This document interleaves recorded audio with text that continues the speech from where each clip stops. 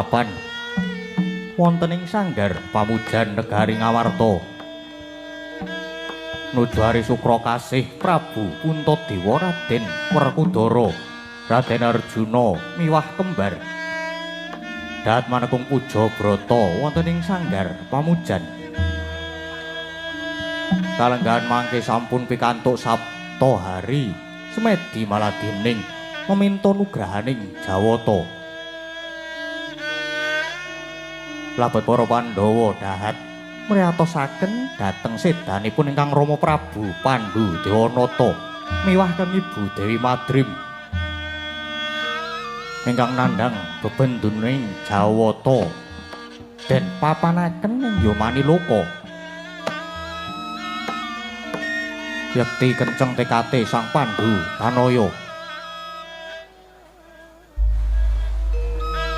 tanedya jugar ngeni rasa brata semedi maladining yen to durung antuk palimarmaning Jawata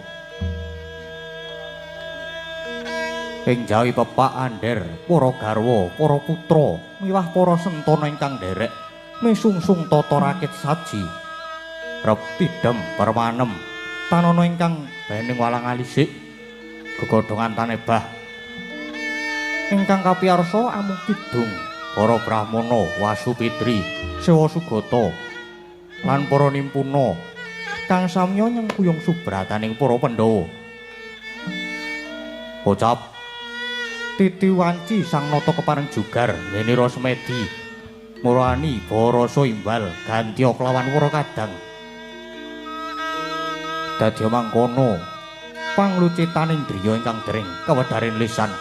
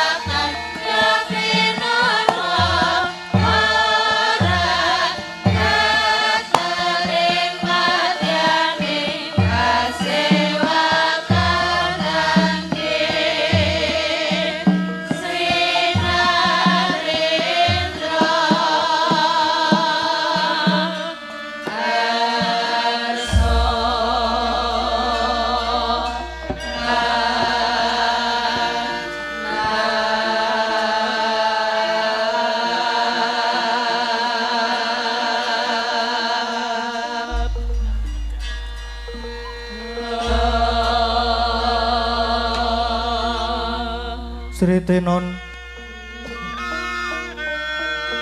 ing wasewakan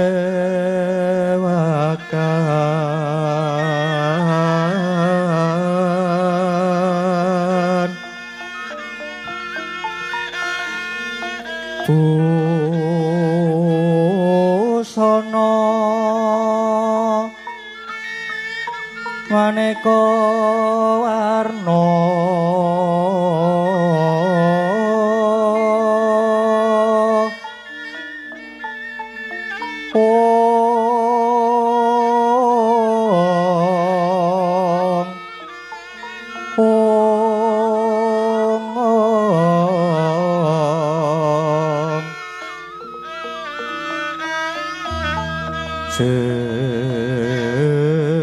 Sepak puspiteng Udyana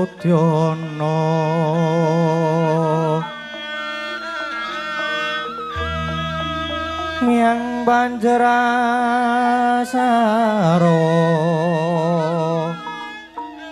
Rukma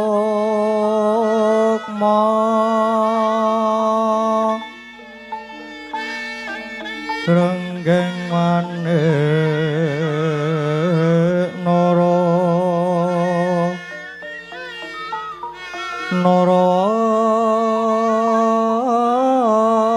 Narata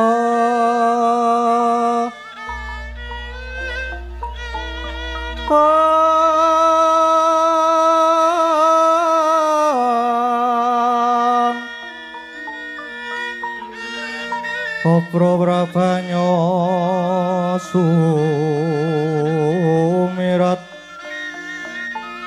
Opro Prabanyo kang sumirat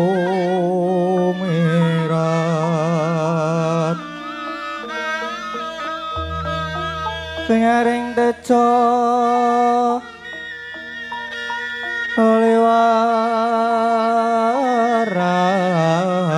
liwaran ler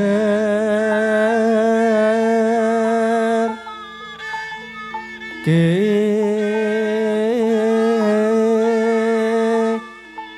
lat sisiring dadet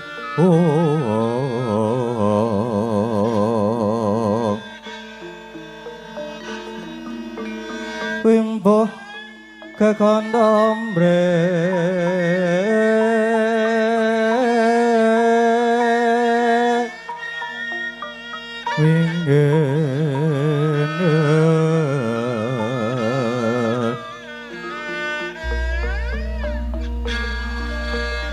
Katiuping maruta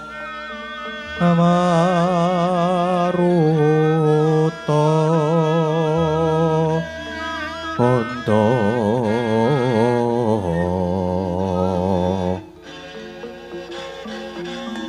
Sawaran mangambar kungas Ngepeki madyaning pasewakan tandya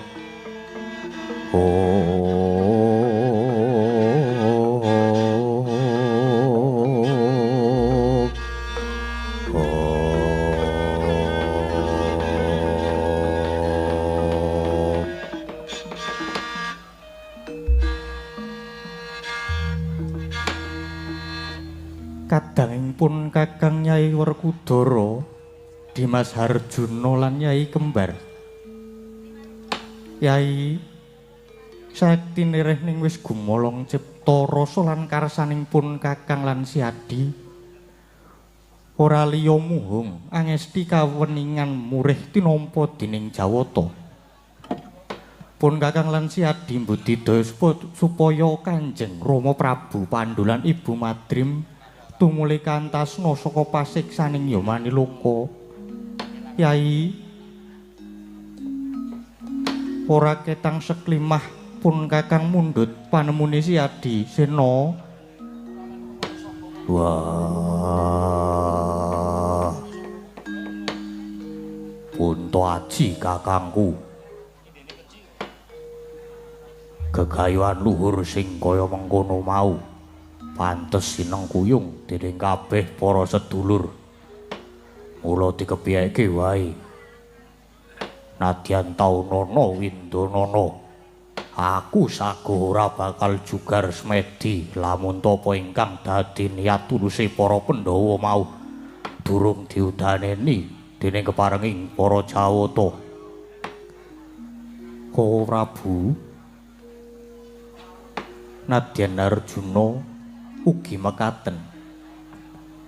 Menawi perlu kula badhe nderek sumusul wonten kayangan, menawi dewa ngeparengaken kula badhe sumusul dhateng Rama Prabu Pandhu miwah Ibu Madrim. Kowe Prabu. Duh kowe Prabu. Nadyan pun kembar namung tansah nderek menapa keparengipun kowe Prabu. Yai pun Kakang nedha nrima ya kaya mengkono iku Yai. Woing gegulang kalantipan lan bebuden ngelingana pun Kakang lan Siadi iku sinebut Pandhawa tegese Pandhu lan Hawa. Persasat sarirane Kanjeng Rama ingkang jumeneng ana ing Ngamarta iki. Raga lima wujude Puntadewa Werkudara Arjuna lan kembar dadi atmajaning Nalendra ingkang wus kawentar kawicaksanane lan pambegane.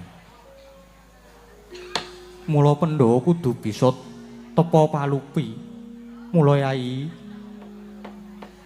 aja lali welingipun Kakang mungguh wong urip ana ing alam padhang iku mung kudu tansah ngegungake marang bebuden. Krana bebuden iku dadi tirta adi ingkang bisa nyirep marang kasangsaraning panguripan. Bebuden iku kaya dene andha kencana ingkang nyantosani mancat. Bebuden iku dadi pawitane titah jumangkah marang jagating kalenggengan lan uga kanthi bebuden iku dadi bebeteng ingkang kukuh pengkuh ingkang tembene bakal mbabar saka tresna marang sak pepadaning urip. Mergaya bebuden iku dadi wit gedhe kang ngrembuyung bakal bisa awuh daya kawibawan. Mula kang suka iku Yai Rening Siadi wis manteng lan tunggal tekad marang pun Kakang aja nganti kendhat meminta marang panguwasaning kang akarya jagat. Muga-muga Kanjeng Rama lan Kanjeng Ibu tumuli diapura sakabehing dosa kaluputane lan kapapanaking swarga langgeng Yai. Sigra-sigra yen pramana kanca sigra ngraketa nawang sesangka.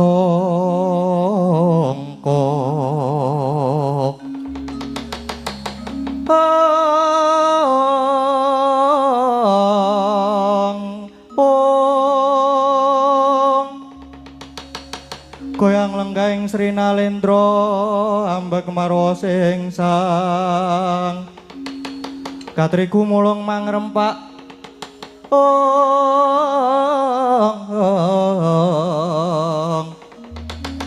katriku mulung mangrempak ing aja gurodha guroreka giri-giri gurodha guroreka giri-giri kumregut magut mangajab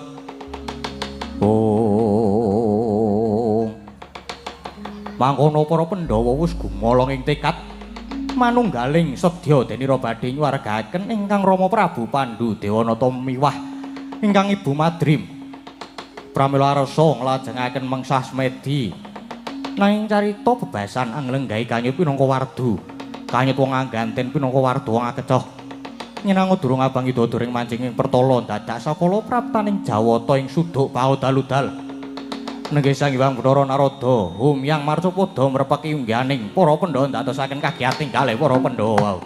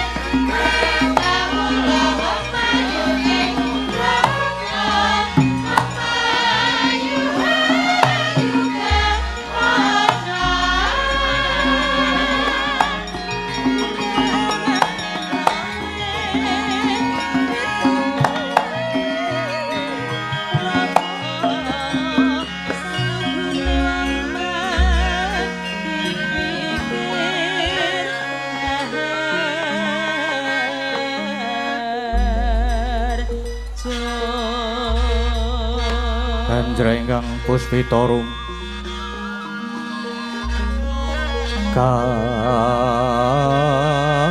kasiliring samirana amrik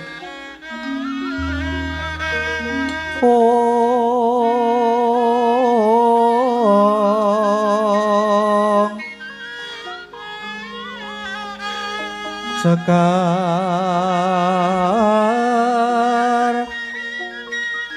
kadung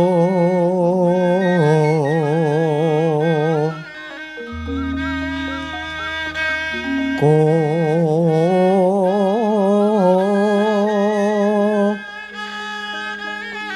ngas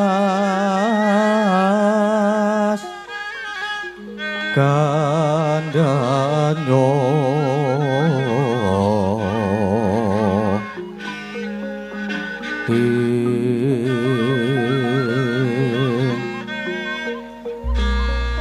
maweh raras ratnaning driya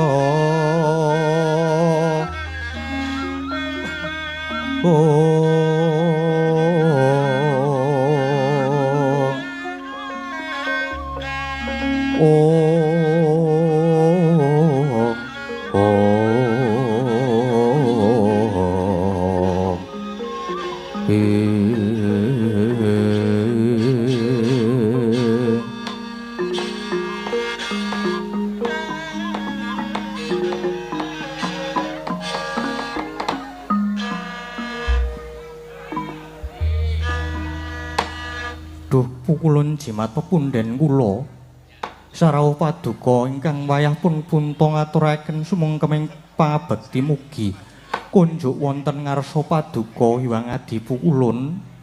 Wah, brekencang Maruda yang Maruda yang apa-apa.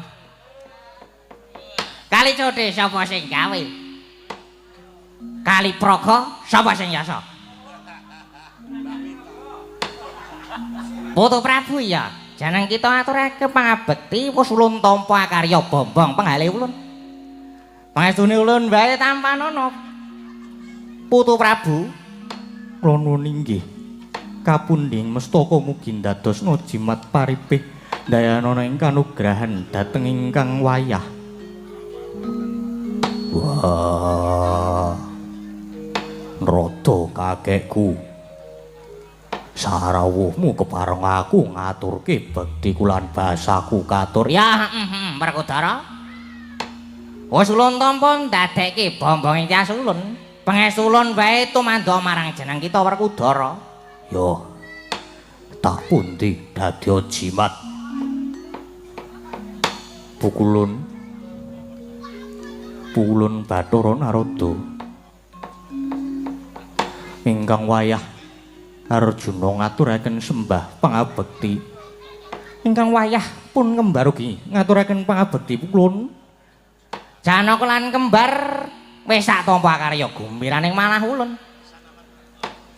Duh pukulun kepareng lajeng cumadung dawuh wonten wigatos ing karsa ingkang kados pundi menawi tetela badhe paring pidana agengipun badhe mbanjut dhateng ingkang wayah pun punta kula mboten badhe suwaling pukulun. Kita aja kado ati kejeron manampa. Ulun umyang marcapada lan junjuk ana sanggar pamujanegara Ngamarta iki. Boya nedya paring pidana nanging persajan wae ulun iki mundi dawuh Adi Pramesti Bathara Guru dene sing surasane kuwi ulun supaya nimbali marang jeneng kita Kaki Puntadewa supaya munggah ing kayangan Jonggreng Saloka bareng marang laku ulun ing dina iki uga. Inggih. Menawi kepareng paduka pukulun mekaten wontenipun kula namung sendika nderek pukulun. Wah, mengko dhisik. Narada kakekku. Janur Gunung Kadingaren guru kakekku kok nimbali mbarep kakangku supaya munggah ing kayangan. Ana wigati apa? Wah, ulun ora ngerti. Ulun boya ngerti. Waton mangkat.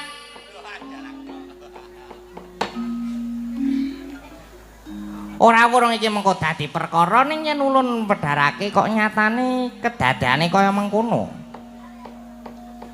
Jare ora ngerti. Ya jane iki ngerti gimik. Werkudara, ulun iki ya mung didhawuhi supaya nimbali kakangmu Puntadewa. Rasah dadak jiku perkewuh mara Gage Wedarna yen Punta Aji kakangku arep ditimbali ning kayangan umpamane arep diparingi bebungah banjur lelabuhane apa ingkang nate ditindakake dening Punta Aji kakangku. Wah, Gage Wedarna. Werkudara. Ngene ya, Ker. Sejatine ulun iki ora sumurup ingkang sanyatane, munggo apa wigatine dening Kaki Prabu Puntadewa ditimbali ning kayangan. Merga ulun iki mau ya mung sadema nampa dawuh. Wah, dewa dikongkon nimbali titah kok ora genah perkarane. Ora ngerti wigatine, monggo kowe mau kandha nek diwedharake bakal dadi perkara ning nek mbok wedharake kowe ya ewuh perkewuh. Saiki rasah dadak nganggo perkewuh Gage Wedarna, apa sing dadi karepe guru kakekku? Wis, ulun ngandhake ngarep yen ulun saderma mundi dawuh supaya nimbali tok. Lan ulun nadyan dewa nanging ibarat mung balang watu dipesawatke ngalor ya ngalor, kon ngidul ya ngidul. Yen ngono ora ana bedane dewa karo watu. Hus. Kowe dikongkon karo guru kakekku kon nimbali mbarep Punta Aji kakangku ning gek nganti ora cetha perkarane. Wah, aja takon dosa. Ah, urung-urung iki. Urung-urung kok kekerasan. Malah ngancam karo dewa kowe ya Werkudara. Ya, ngene ya Sena, satemene ulun ngerti marang kersane Adi Guru nanging ulun mboya kena mblakakake marang jeneng kita. Monggo perkarane lan wigatine mboya kena diwedharke ana kene. Merga mengko Adi Guru dhewe kang bakal medharake. Medharno ning kene. Perlune kabeh ben ngerti. Wah, lah ta iki bocah apa ya iki ya? Rembugan kok ya nguyak wae. Ya wis ngene, persajan wae kaki Puntadewa ditimbali ya merga saka dosa kaluputane ingkang sinandang. Dosa lupute apa? Gage omongo. Apa dosane? Dosa lupute. Ora liya sepisan gone Tarak Brata amati raga kena denarani manunggal cipta nganti lirwa marang kaprabone temah gawe daya geter ana ing kayangan. Nganti gawe menceng pot ugal-ugal.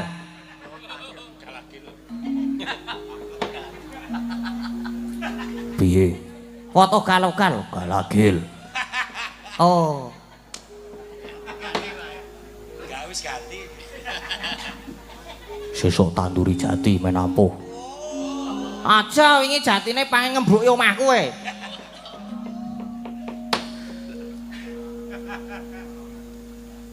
Lah dalah. Wow, turat dewa tak tapuk. Get-geti wong.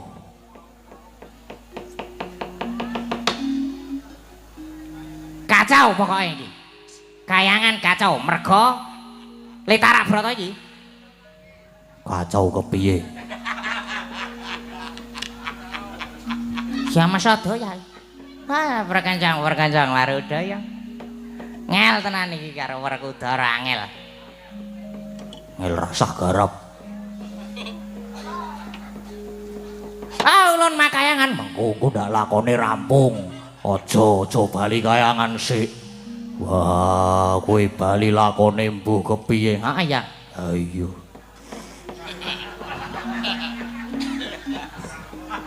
Kaping pindho. Daksura patrape si Puntadewa merga wani mapai derajate tataraning para dewa. Kuwi Werkudara, Buktine kon ngendi? Buktine apa?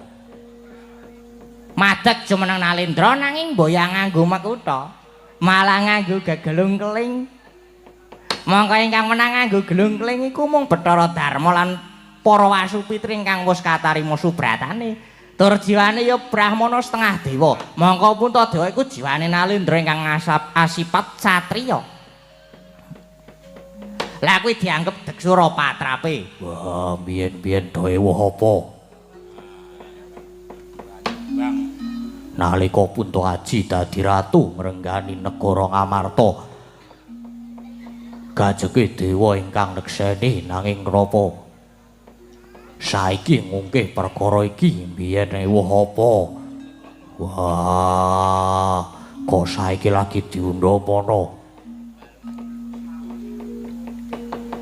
Kang mengkene ketok nek nerada kakekku mung golek-golek perkara, kowe mung golek-golek salahe kakangku.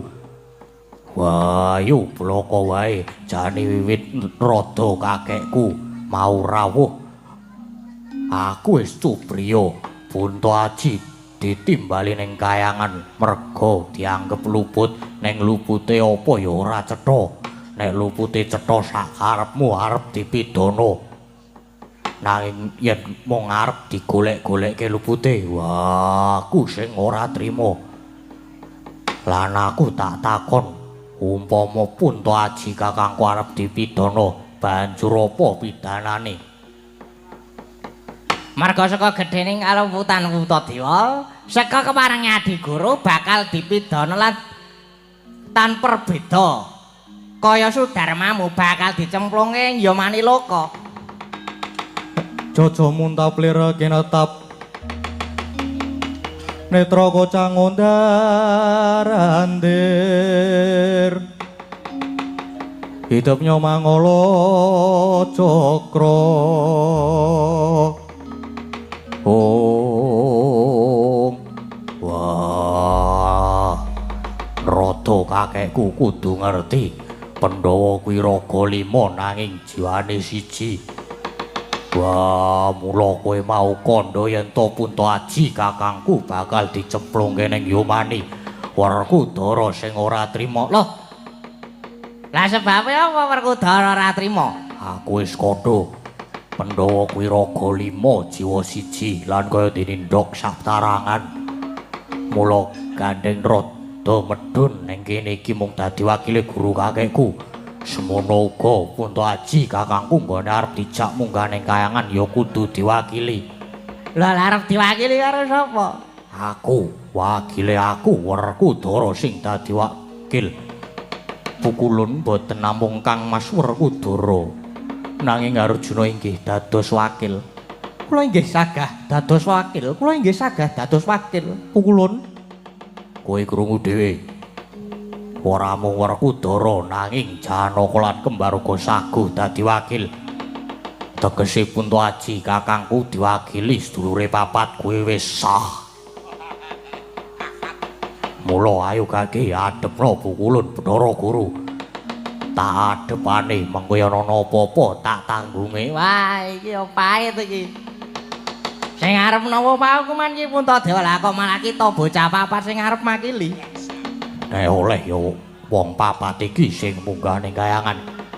Nek yen ora oleh diwakili malah sisan Pandhawa 5 ora munggah kayangan. Sena gandeng iki sing nandhang kluputan pun Kakang. Mula aku wae sing sowan ana ing kayangan. Ora. Iki perkarane ora cetha. Tegese diomong arep golek-golek perkara, mula rada kakekku. Wah, oleh ora oleh. Pandhawa papat ingkang kudu munggah ning kayangan makili Punta Aji kakangku. Lah, piye Putu Prabu Punta? Inggih. Yen mekaten kula sumanggaken Pukulung ya. Ya wis. Yen ngono Pandhawa papat ya kadang-kadang kita ulun nganti munggah ning kayangan. Dadi wakil kita babar pisan ulun minta pamit ya, Nger. Nedya makayangan maneh nganti kadang kita papat. Inggih Pukulun. Sembah kula miring jengkar paduka. Ya Werkudara genggal pamit. Wah, Punta Aji kakangku. Aku njaluk pamit munggah ning kayangan dadi wakilmu. Ya Di Surtiti ngati-ati. Aja ninggal duga lan prayoga Koko Prabu. Kula nyuwun pamit. Kula inggih nyuwun pamit Koko Prabu. Kula inggih nyuwun pamit Koko Prabu. Adiku Di sing padha prayitna ngati-ati ya adiku kabeh wae.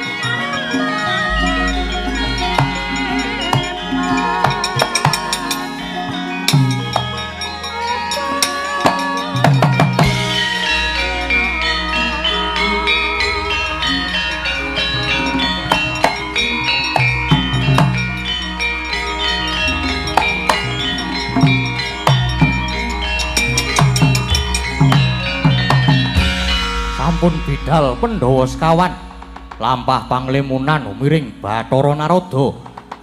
Najan Rina Satanana janma kang nguninga parandinana titah ingkang mlajal saking sela-selaning garu nenggih garwa Prameswari Dewi Drupadi. Sawetawis Sang Dewi Drupadi nadyan lamat-lamat mireng pirembaganing para Pandhawa bilih sedya den banjut Dewa Mila Sang Dewi Sigra manjing sanggar palanggatan ngrungkepi pepadaning Sang nata sarwi anange sesengguhan kaulas harsa anggung taruna. Opo Prabu.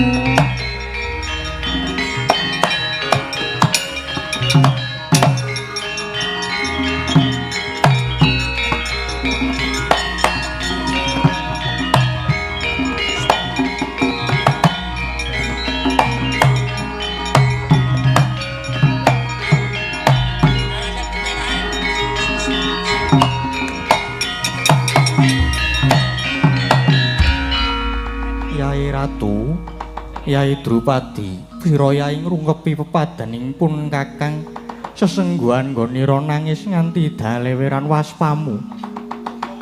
Ana ngapa solah selagamu semurengu? Apa kleru tumindakipun Kakang Maragage matura napa Yai Ratu? Sinuwun. Astunipun paduka menika nalendra ingkang titing pamawas luhur bebutenipun nanging menapa paduka boten nenget menawi kalungguhan kawibawan paduka menika inggih awit saking setya bektine miwah panginyeng kuyungipun para kadang paduka Pandhawa sinuwun kasetyanipun kadang paduka ngantepi jiwa kasatriyanipun ngantos ing mangke lila legawa pinanjuting dewa pinangka korban kaluhuran paduka anggenipun tansah ngeman dhateng sederek sepuh lajeng menapa pedahipun paduka nyakra atimbau dendha menawi boten tinenggan dening para kadang Pandhawa menawi boten tinenggan dening para kadang Pandhawa ateges anggen paduka ngenyam kamukten tuwin nglenggahi kawibawan menika ancak-ancik dhateng kasangsananing para kadang Pandhawa sinuwun.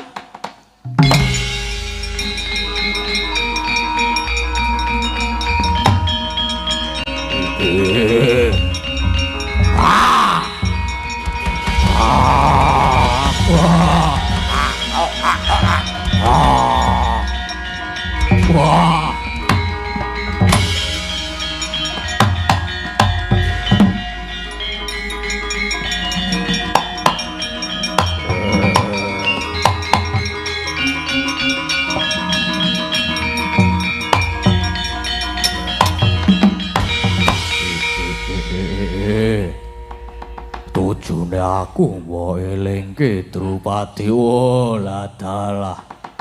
Umpama jagat iki ana wong wadon genep loro telu kaya Drupadi iki tak kira jagat bakal tentrem. Drupadi kowe manggono ning wadukku. Ayo takjak munggah ning kayangan. Wah, dewa-dewa. Orang wali dulur-dulurku kayangan tak obrak-abrik.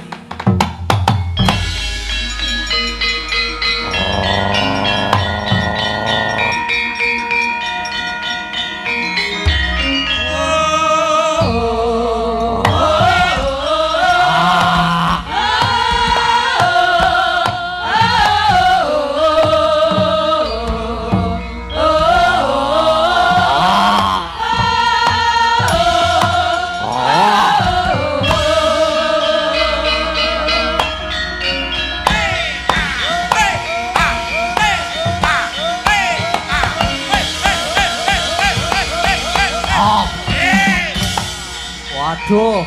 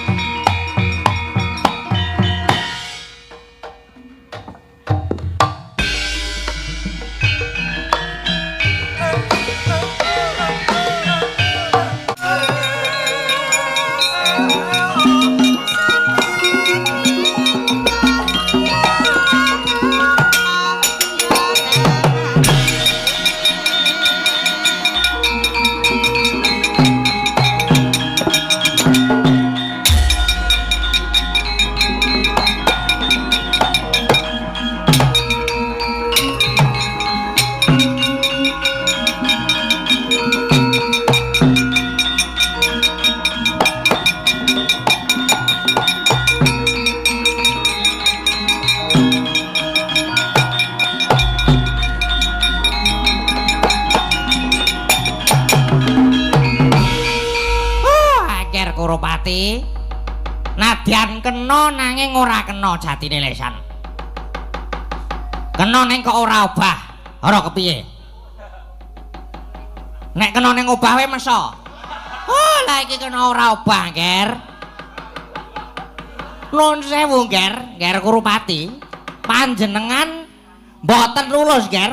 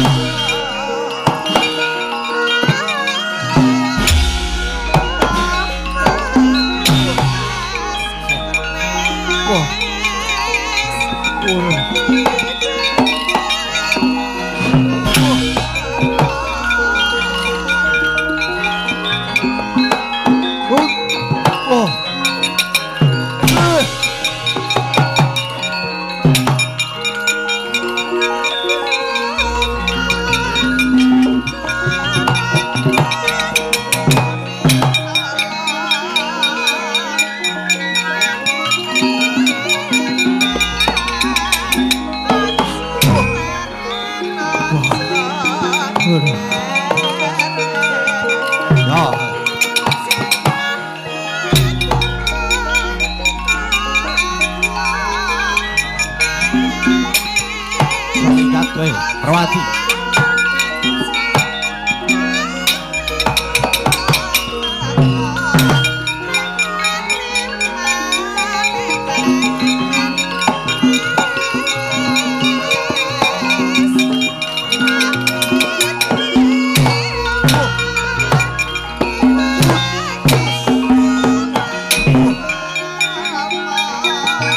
Saida.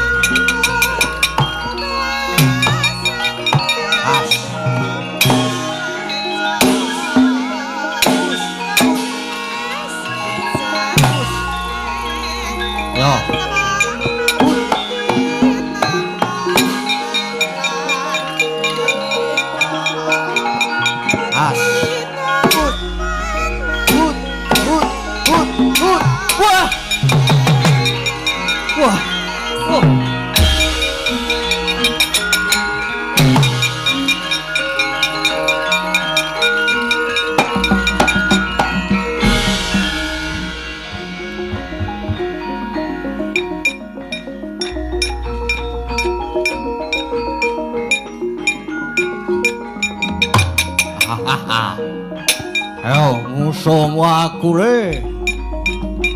Out.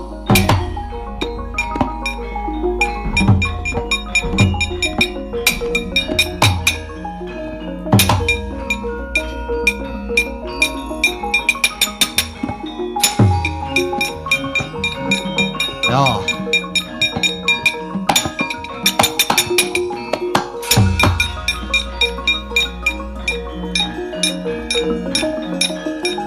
As.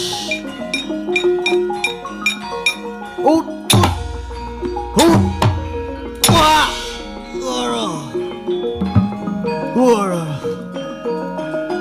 Wah.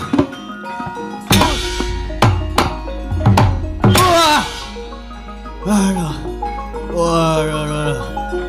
Mati aku.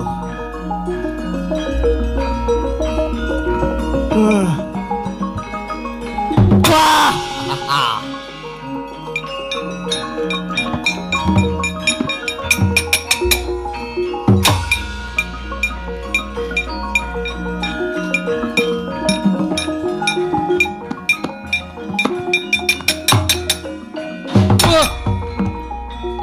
Wah.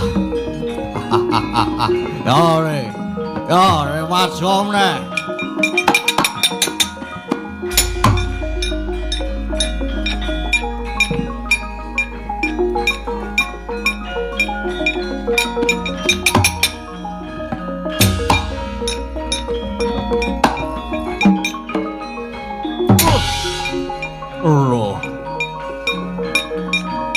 Wah. Oh. Oh. Ah. Aduh. Wah. Wah.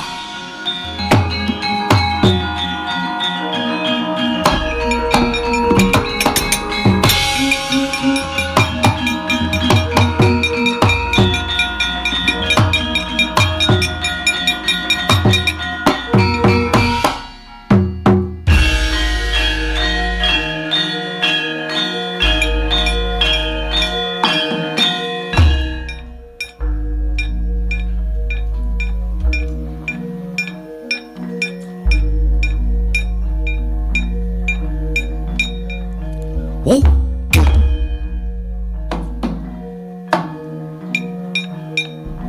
Wah. Mati ini. Oh. Wah.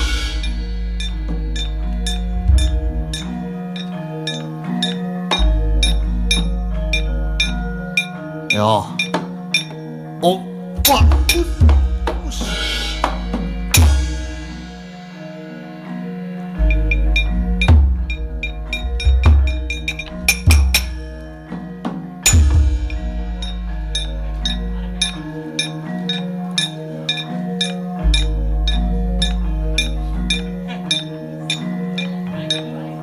Yo, prajurit.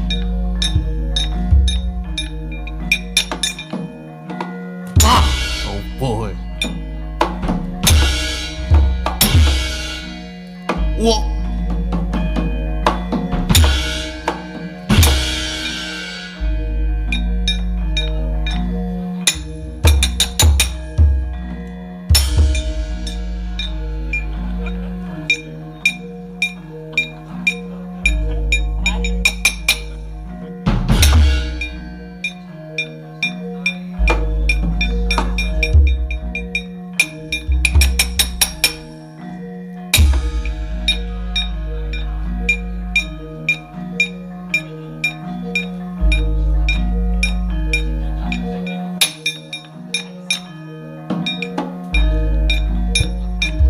Yo.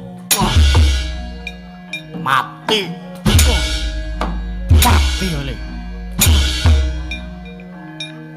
Loh. Wah, mati.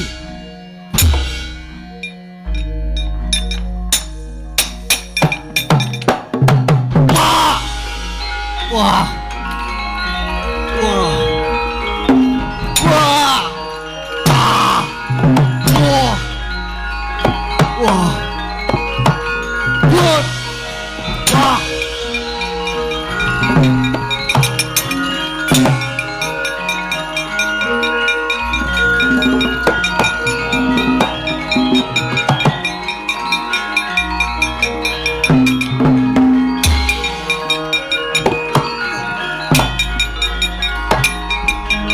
Wah.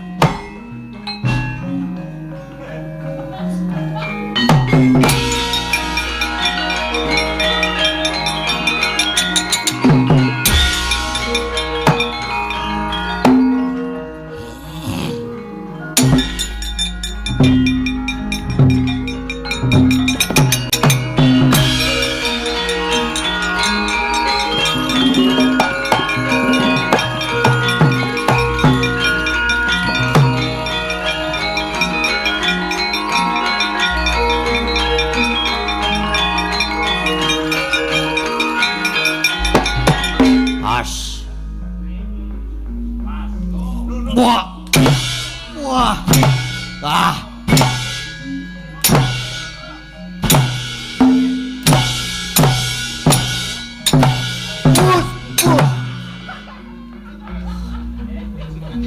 Ah.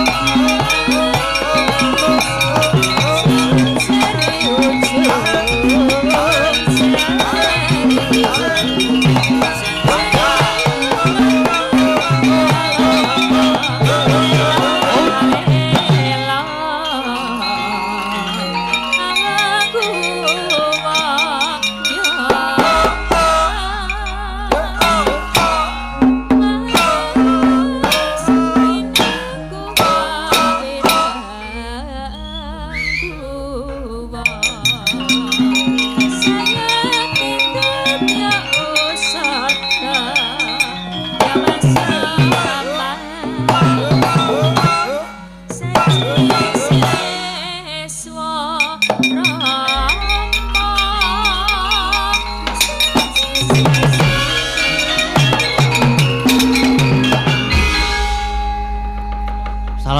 warahmatullahi wabarakatuh.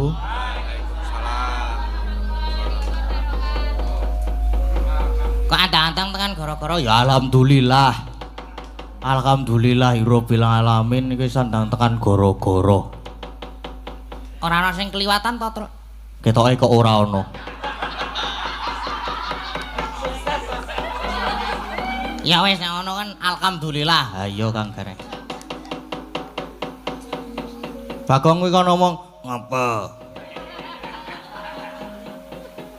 Gong kok udute iki ditetek to, Gong. Iki TA ora oleh udut, Gong. Lah iki wis gawane, Truk.